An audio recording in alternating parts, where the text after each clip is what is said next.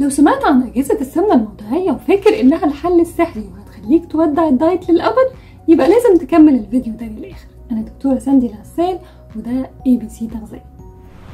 عشان تقدر تستخدم أجهزة زي الكرايو أو الكافيتيشن أو الميزوثيرابي، فلازم تتأكد إن معدل كتلة الجسم BMI عندك أقل من 25.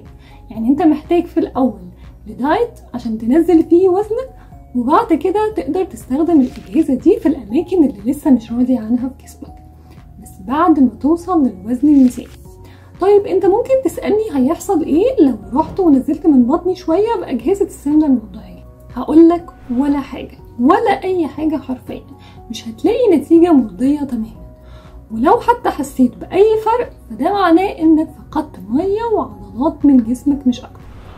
وطبعا مش محتاجة أقولك إنك لو استخدمتها والحمد لله عملت نتيجة ورجعت تلخبط تاني في أكلك، فالمرة دي مش وزنك هيزيد تاني بس، لكن كمان الدهون ممكن تترسب في أماكن تانية غير اللي كان فيها سمنة موضعية في المرة الأولى.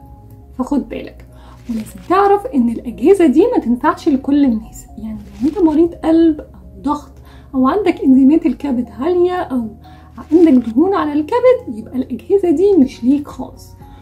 ولو خلاص قررت انك تخوض التجربة دي، فمهم جدا انك خلال الجلسات لازم تشرب مية كويس جدا، وضروري تتمشى بعد الجلسة. ما تنسيش اللايك والفولو والشير مع اللي بتحبهم، ولو عندك اي سؤال شاركني في التعليقات وهجاوب عليك.